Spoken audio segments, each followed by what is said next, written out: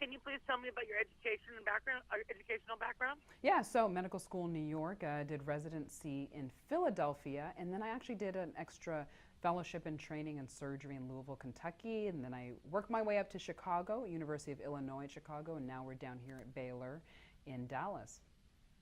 What is your present job title, please? I am a OBGYN, minimally invasive gynecologist. Now, how did you get interested in women's health? It's kind of been something that's evolved over the years as far as obviously all the women or all the patients that I see are women. So talking about their health experiences, their health journeys, and trying to find kind of a common ground between offering obviously medical advice, but listening to their stories and how to incorporate that into my practice. Now, what are some of the most common issues related to women's health that they're reluctant to discuss?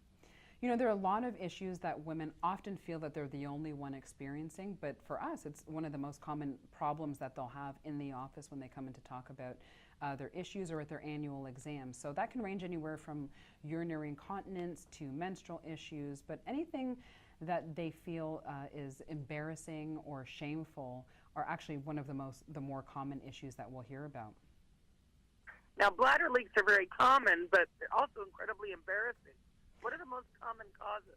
Yeah, the most common causes for specifically urinary incontinence is that women have, up to 72% of women actually have experienced some of these light bladder leaks, but those will happen during any type of activity like sneezing, coughing, laughing, also exercising. So those are how they'll experience it and the activities that they'll do to experience it, but it's actually an issue with the pelvis. So whether that's a muscle issue, a decrease in estrogen from menopause issue, which allows the organs in the pelvis either to prolapse or have some type of like descensus or falling, as well as for the bladder not being able to hold back, or the urethra not being able to hold back those leaks when they have those experiences.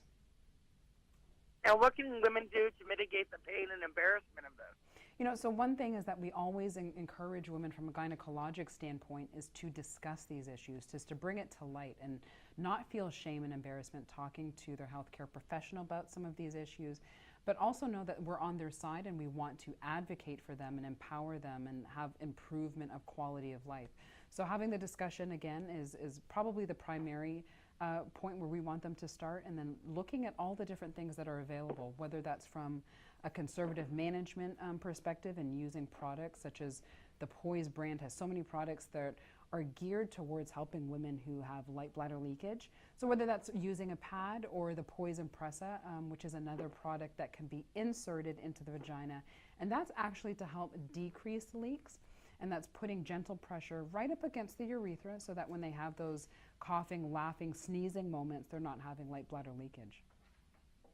Now, what are some questions women should ask their doctors regarding bladder leaks? So when they have, some of these experiences with light bladder leakage, they really want to ask their doctor, is this normal? They want to let their doctor know how many times they're experiencing it so that their doctor can kind of guide them through some of the management and treatment plans that are available. The thing is that there's so many options as far as what's available, but if we're not certain of what they're experiencing or how often they're experiencing it, that conversation really can't happen. So again, it comes with women being able to discuss some of the issues that they're having so that their provider can give them some of the options that are available. Now, where did you get all the information regarding the statistics for how many women have this condition? Poise did a study of up to 1,000 women, and when they asked them some of the questions, it was really looking at the experiences that they're having, quality of life factors, and ways that they, how it actually implicates or how it intervenes or interferes with their daily activity, and finding out these things so that we can better address the issues. Here coming up with Women's Health Week, it's a really important week for women to understand some of the health issues that we all experience and how we can help with those as well. What are some of the surprising findings of the study or survey? Yeah, absolutely. So when we look at quality of life factors, we're looking at how does this interfere with their daily life. So up to 25% of women are hesitant to do some type of group activity, exercise, class, because they have that fear of leak. And when we look at dating, so for example, something as simple as dating, up to 35% of women are a little bit hesitant or would maybe cancel a date just because of their issues with light bladder leakage. So as you can see, more women are experiencing it than we think, and it's an important discussion topic that we should be having. Now, what makes Poise products special in your mind? You know, for me, the Poise products is that they've really focused on the issue, and so it's just not one product that they're able to develop. And with the pads that they have, if you can imagine, before we came from an era of having very bulky pads, maybe if you can remember having the bulky pads that you wear just to collect the leak, but now that the pads that they have are actually very thin. So, with some of the shame and embarrassment came taking out a product maybe in a public setting, and now it's a little bit more sleek, and then having the Poise Impressa. So kind of expanding into how can we now not just address collecting leaks, but how can we help prevent leaks? So that's where the Poise Impressa comes into play. It's a game changer. It's actually one of the only product that addresses preventing leaks on the market that are over the counter. So that's why I really, really love working with Poise on this campaign, is because when they are very invested in looking at quality of life for women and improving that. Where can people learn more? Women should run to www.poise.com so they can learn more about not just the products, but also light bladder leakage.